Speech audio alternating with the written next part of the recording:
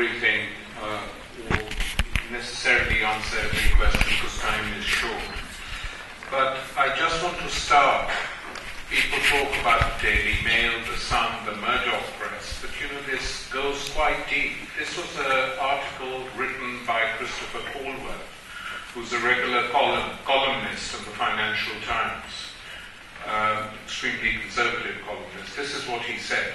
A youthful Muslim society to the south and the east of the Mediterranean is poised to colonize. The term is not too strong. A senescent Europe can't deal with them. Muslims are already conquering Europe street by street. In this sort of language, which just shows the extent of the problem, but as one of the questioners said, it is linked, and what he can't understand, this idiot, is that this propaganda which they encourage to push through it, which is published in the media, is linked to the West's wars in the Muslim world. You can't totally cut one off from the other. And someone who spoke here was quite right when he pointed out that a CIA document has been leaked on WikiLeaks and other places, which is a very interesting document. It says the Europeans are against the Afghanistan war. We've got to constantly put the pressure up on them and say how the Muslims treat women. The feminist issue will play very well in Europe, writes the CIA. And it does among certain layers, but it still hasn't managed to win support for the United States in Europe on this war, because the bulk of Europeans remain opposed to the war in most countries.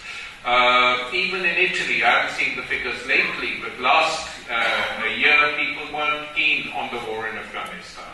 So they haven't succeeded, but they tried to do it. Germany, as the friend said here, is an interesting question, because this is a country which feels it can say anything about Islam as long as it backs Israel to the hilt. Think about that. That it makes up for its past, and the past you can't blame on the present generations anyway. It's just ludicrous. So for the German elite to be permanently blackmailed by the Israelis makes them, encourages them even to speak in this language, because some of it is not completely cut off from defending Israel against the Muslims supposedly attacking it. There's a lot of that, and this goes quite deep in German culture today. And whenever I go to Germany, I say to German comrades, you mustn't accept any responsibility for the Third Reich. That is not your responsibility. Norman Finkelstein was recently prevented from speaking in Germany at a set of meetings because of a big campaign against him by Zionists. And it's unacceptable, this sort of blackmail. And then they have the nerve to attack Islam and Islamic culture at the same time.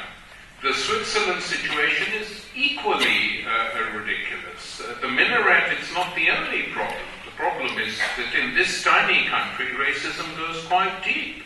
I remember after 9/11, I was asked to give a talk there, sitting in the front row was actually the Minister of Interior, some other members of the government, and the big, big section of the Swiss elite. And I said, could you explain one thing to me? I said, you people have made most of your money either through producing watches, which I won't talk about today, or through producing chocolate. And I said, given you have made so much money from making chocolate, at least you should like the color of chocolate.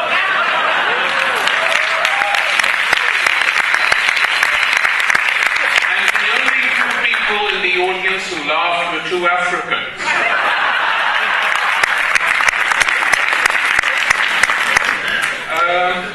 Okay. Now, the comrade who spoke about the harassment of young women wearing hijab, absolutely right. Have to be defended. And if you see it happening even as individuals, attack, sort of tell people off who are doing it. My position on that is very simple, actually. I am not in favor of any state anywhere in the world legislating what women should wear or what they shouldn't wear.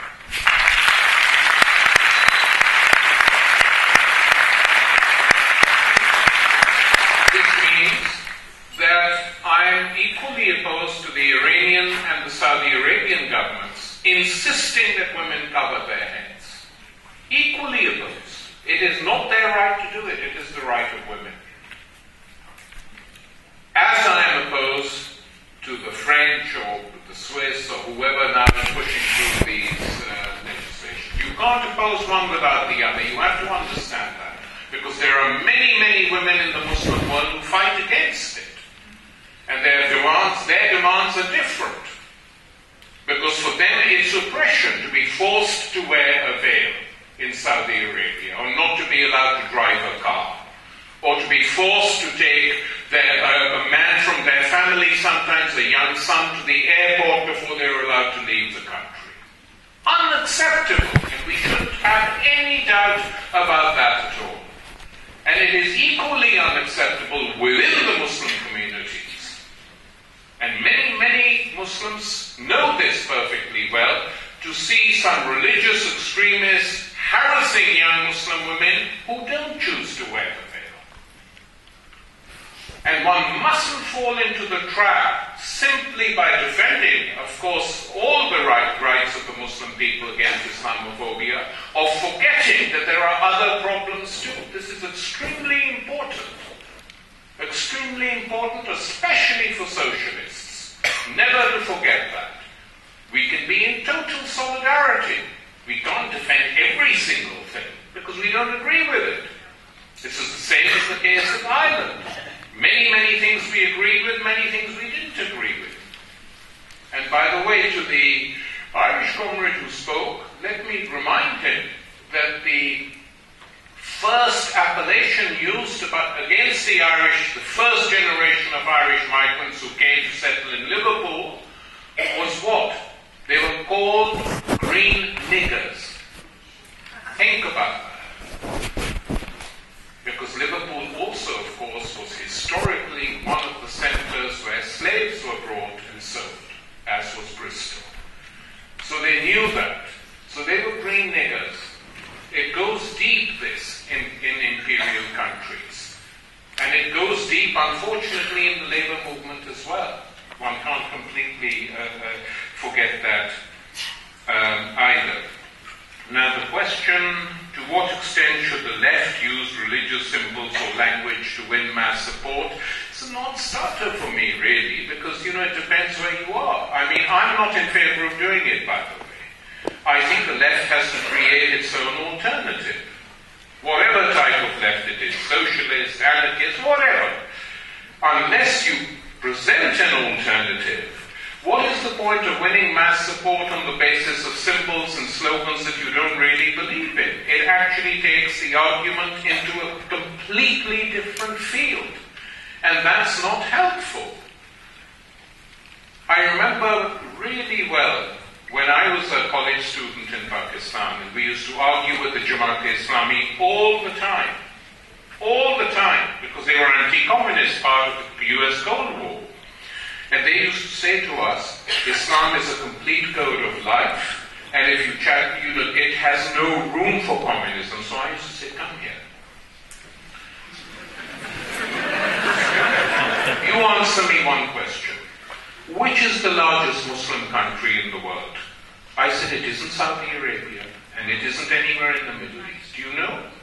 Well, they weren't totally sure. I said, it's Indonesia. And I said, the largest communist party of the non-communist world is Indonesia. It has 2 million members. Now, what do you people going to say to those 2 million Indonesian communists? And of course, they didn't have a reply. They would say they are kafir, unbelievers. I said that they are. But what are you going to do about it? And then, of course, the CIA moved in. The CIA moved in and wiped them out. Nearly 1 million Indonesian communists were killed in 1965. And in many of the areas, in Bali and other areas, the Islamists formed vigilantes to go and kill them. And this we mustn't forget either when we attack Islamophobia. It's very dangerous when defending an isolated community to think one has to defend every single aspect of it. That's not necessary. And it never should be necessary. That's why when I ended my talk initially, I said we must remember who we are. We're not going to merge the identity of being socialists. It's a big identity. It's not an exclusive identity with that of people we're defending. We defend them regardless of the fact that we have political differences on many issues. But when you start slipping and thinking that you have to defend many things we don't agree with, that is not good, neither for the people you're defending and nor for yourselves. And as long as one can understand that, then one can build a huge solidarity movement. And Kevin was absolutely right. We don't just need it here. This is a European problem. The party, the Flemish part of Belgium that has now won a huge vote is totally hostile, complete Islamophobic party.